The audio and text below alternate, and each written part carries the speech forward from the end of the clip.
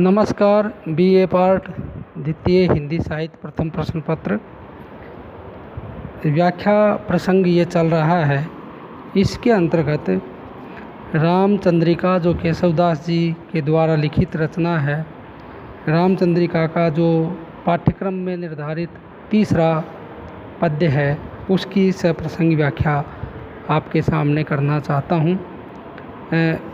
सबसे पहले मैं मूल जो पद्य है उसका वाचन करता हूँ, उसके बाद में सब प्रसंग व्याख्या और विशेष।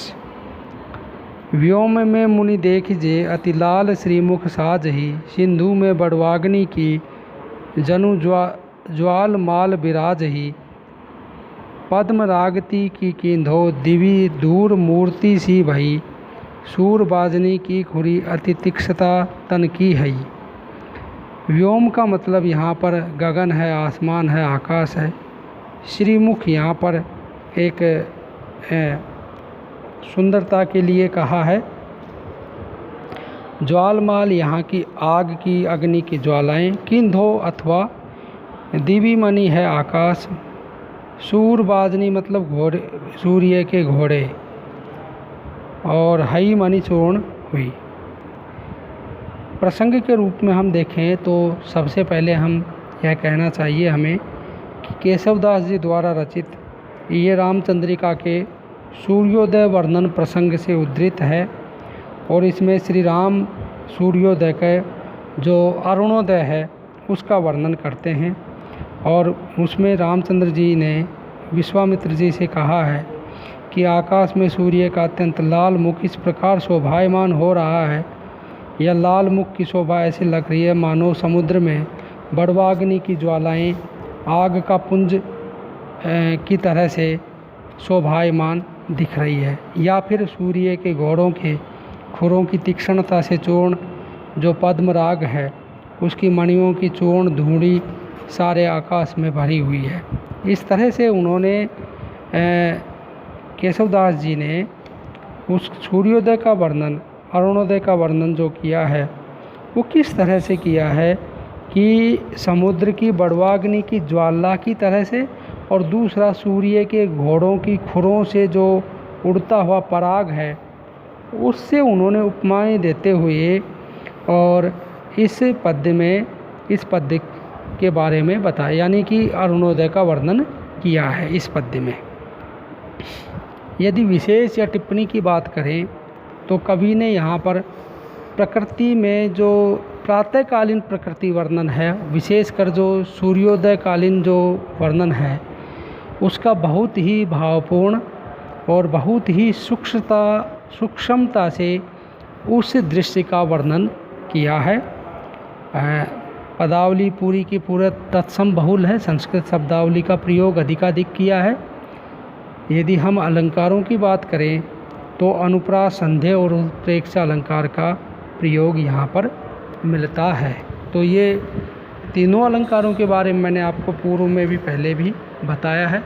और प्रकृति का प्रभातकालीन वर्णन यहाँ पर, सूर्योदय कालीन वर्णन, और विशेषकर जो अरुणोदय है, सूर्योदय है, उसका वर्णन यहाँ पर किया गया है। चौथा पद है, इसी के साथ हम एक साथ दो पदों को ले रहे हैं। जो चौथा पद है उसका पाठ करता हूँ और उसके बाद उसकी प्रसंग व्याख्या और विशेष हम आपके सामने रखेंगे। चौथे पद में कवि ने पंचवटी का वर्णन किया है। और पंचवटी, जब राम, लक्ष्मण और सीता अयोध्या से निकलकर पंचवटी में जाते हैं और वहाँ पर वो कुटी बनाकर रहते हैं, तो पंचवटी का वर्णन कवि ने किस रूप में किया है वो देखिए। सबसे पहले मूल पद्य का पाठ और उसके बाद में फिर उसकी व्याख्या। फल फूलनी पूरे तरवर रूरे, कोकिल कुल कलरव बोले, अति मत मयूरी पिए रस पूरी, वन वन प्रति नाचत डोलत, सारी सुख पंडित गुण गण मंडित, भावनामय अर्थ बखाने, देखे रघुनायक सिए सहायक, मनहु मदन रति मधु जाने। अब यहाँ उस पंचवटी का वर्णन कवि करते हुए क्या कह रहे हैं केशवदास जी कि पंचवटी की जो प्राकृतिक शोभा है वो बहुत ही आकर्षक है।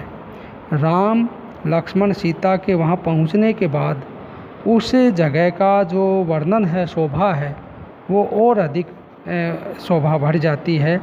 और यहाँ कवि व्याख्या के रूप में हम कहें तो कहते हैं कि पंचवटी में सभी तरह के जो वृक्ष है, फूल है, फल हैं, वो पूरी तरह से लदे हुए हैं, फूले हुए हैं। सभी वृक्ष हरे हैं, उनके ऊपर खूब सारे फूल हैं और साथ ही फल भी हैं। वहाँ कोयल है और अन्य जो पक्षी हैं, उनके स्वर से पूरा जो वातावरण है वो गुंजायमान हो रहा है। वहाँ पर जो मोरनी है वो बहुत ही सुंदर नृत्य कर रही है। मैना और तोता है, उसकी वाणी आपस में वो एक दूसरे से टेर लगाकर और अनुकरण कर रहे हैं। यहाँ पर कवि ने मानवीय गुणों का भी आरोप इनमें किया है। यहाँ पर कवि ने कहा है कि पंचवटी में सीता और राम ऐसे दिखाई दे रहे हैं जैसे कामदेव के साथ में उसकी पत्नी रति वहाँ बैठी हो।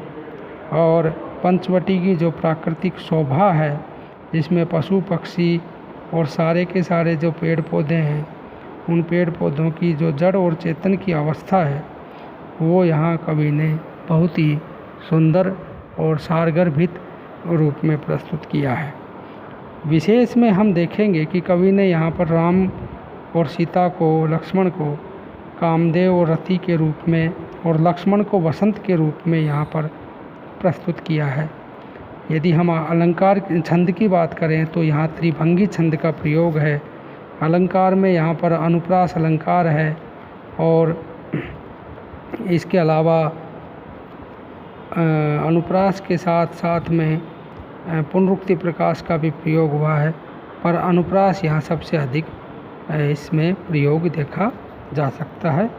और उत्प्रेक्षा और रूपक का प्रयोग भी यहाँ पर हुआ है।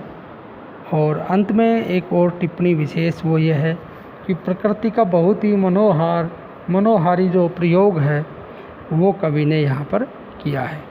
तो ये पंचवटी का वर्णन